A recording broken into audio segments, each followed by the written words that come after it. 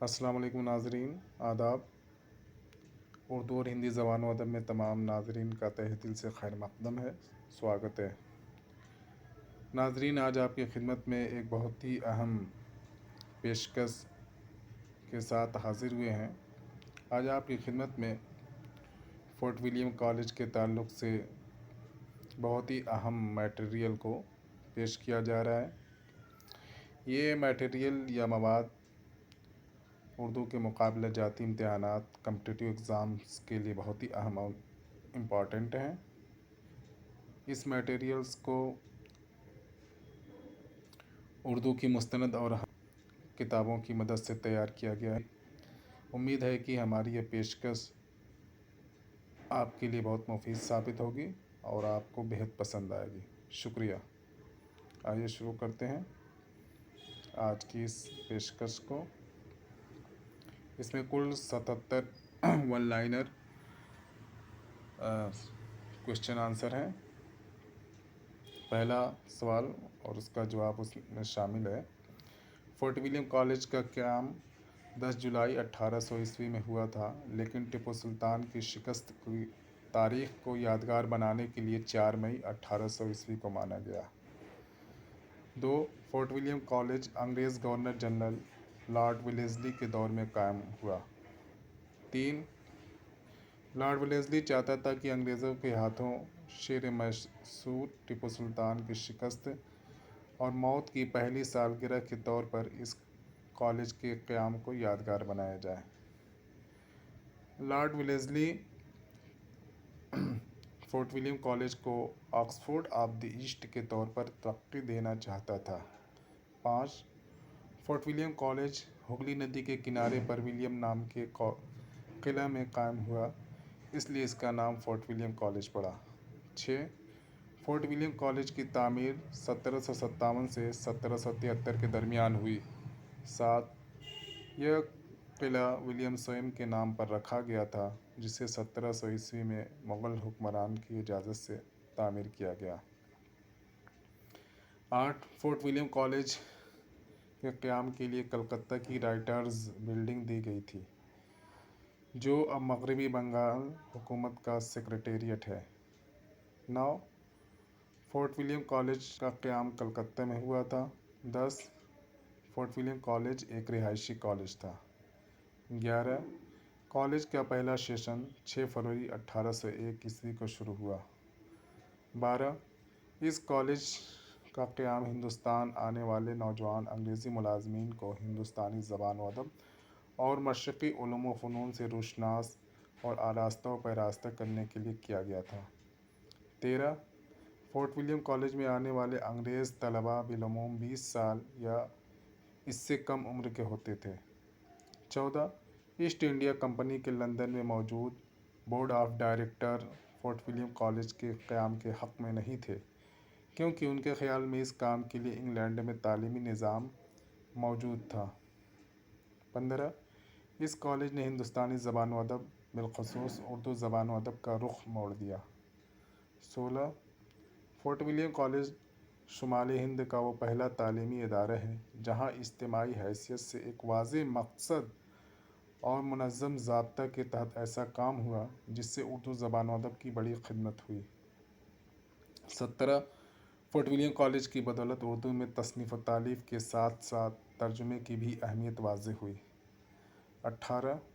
Fort William college کی بدولت تصنیف و تالیف کے کاموں میں موضوع کی افادیت اور اہمیت کے علاوہ اسلوب بیان کو بھی بڑی اہمیت حاصل ہوئی۔ 19. فورٹ ولیم کالج کے ذریعہ اردو میں ترجمہ نگاری کی روایت کا باقاعدہ آغاز ہوا۔ 20. فورٹ ولیم کالج کے مصنفین اور مترجمین کی حوصلہ افزائی کے لیے منتخب کتابوں پر انعام بھی دیا جاتا تھا۔ 21. کالج کے ابتدائی 4 سالوں میں 23 کتابیں لکھی گئی تھیں۔ 22. فورٹ ولیم کالج اپنی ابتدا سے ہی انگریزوں کے درمیان ہی تنازع کا شکار رہا۔ 23. کالج کے پہلے پرنسپل ڈیوڈ براؤن تھے۔ 24. ڈاکٹر جان گلکرسٹ ہندوستانی شعبے کے پہلے صدر تھے۔ 25.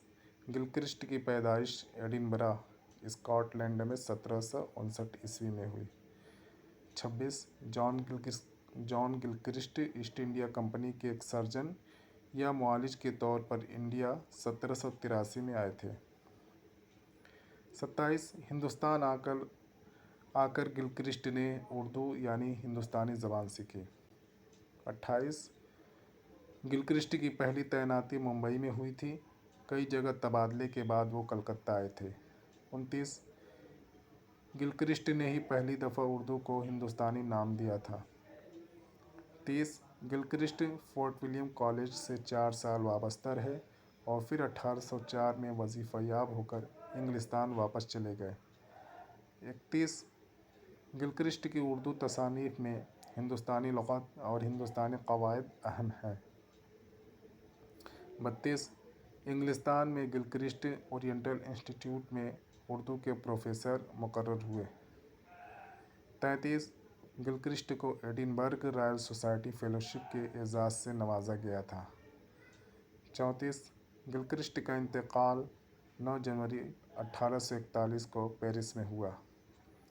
35 گلکرسٹ کے متعلق مولوی عبدالحق نے لکھا ہے کہ جو احسان ولی نے اردو شاعری پر کیا تھا وہی احسان گلکرسٹ نے اردو نثر پر کیا ہے۔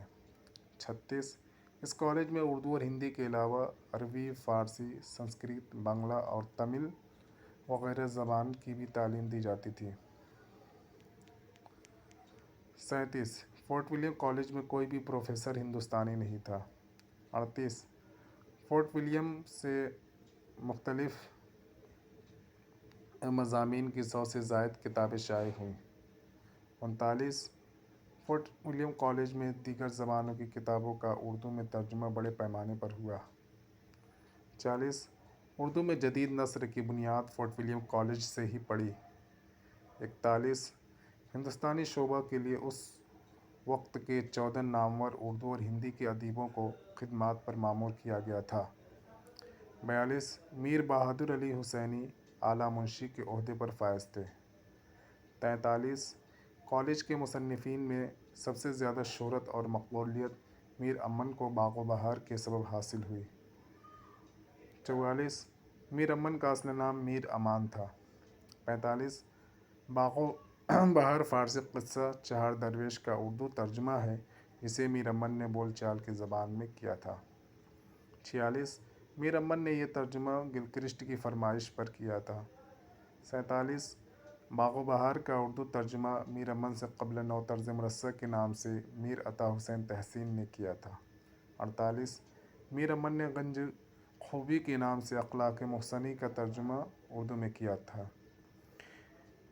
49 گنج خوبی کا موضوع اخلاقیات ہے۔ 50 میر امن کے بارے میں سر سید نے کہا تھا کہ میر امن کو اردو نثر میں وہی مرتبہ حاصل ہے جو میر تقی میر کو اردو شاعری میں حاصل ہے۔ 51 فورٹ ولیم کالج کے مصنفین میں سب سے زیادہ کتابوں کے مصنف اور مترجم حیدر بخش حیدری تھے۔ 52 حیدری ایک شاعر بھی تھے۔ 53 حیدری کی مشہور کتابوں میں قصہ مہر و ماہ، لیلی مجنوں، ہفت پیکر، تاریخ نادری، طوطا کہانی، گلشن ہند، آرائش محفل اور گل مغفرت قابل ذکر ہیں۔ 54 طوطا کہانی سید محمد قادری کی ایک فارسی کتاب کا ترجمہ ہے جو بہت مقبول ہوئی۔ 55 آرائش محفل حاتم طائی کے فارسی قصہ کا ترجمہ اور خلاصہ ہے۔ 56 گل مغفرت کاشفی کی فارسی کتاب روضۃ الشہداء کا اردو ترجمہ اور خلاصہ ہے۔ 57 گلشن ہند شعراء اردو کا تذکرہ ہے۔ 58 میر شیر علی افسوس نے گلستان سعدی کا ترجمہ باغ اردو کے نام سے کیا۔ 59 افسوس نے فارسی کتاب خلاصۃ التواریخ کا اردو ترجمہ آرائش محفل کے نام سے کیا۔ 60 میر کاظم علی جوان نے کالی داس کے ڈرامے شکنتلا کا اردو میں ترجمہ کیا۔ 61 جوان نے کلام پاک اور بہمنی خاندان سے متعلق تاریخ فرشتہ کے اردو ترجمے کیے۔ 62 جوان کی ایک کتاب 12 ماسہ ہے جس میں ہندوستانی فصلوں اور تہواروں کا ذکر ہے۔ 63 جوان نے للو لال جی کو سنگھاسن بتیسی لکھنے میں مدد کی تھی۔ 64 نہال چند لاہوری نے قصہ گل بقولی کا فارسی سے اردو ترجمہ مذہب عشق کے نام سے کیا۔ 65 دیا شنکر نسیم نے اسی مذہب عشق کو مثنوی گلزار نسیم کی شکل میں پیش کیا۔ 66 مظہر علی خان ویلا نے ہفت گلشن، بیتال پچیسی اور تاریخ شیر شاہی کا فارسی سے اردو میں ترجمہ کیا۔ 67 مولوی اکرام علی نے عربی کی مشہور کتاب اخوان الصفا کے ایک حصے کا ترجمہ کیا اور پھر پوری کتاب پر نظر ثانی کی۔ 68 بینی نارائن جہاں نے دیوان جہاں کے نام سے اردو شعراء کا مختصر حالات پر مبنی تذکرہ لکھا۔ 69 جہاں کی دوسری کتاب چار گلشن ہے جو ایک عشقیہ داستان ہے۔ 70 مرزا علی لطف نے تذکرہ گلزار ابراہیم کو بنیاد بنا کر شعراء اردو کا ایک تذکرہ گلشن ہند لکھا۔ 71 گلشن ہند اردو زبان میں لکھا گیا پہلا تذکرہ ہے۔ 72 للو لال جی نے جوان کی مدد سے سنگھاسن بتیسی لکھا۔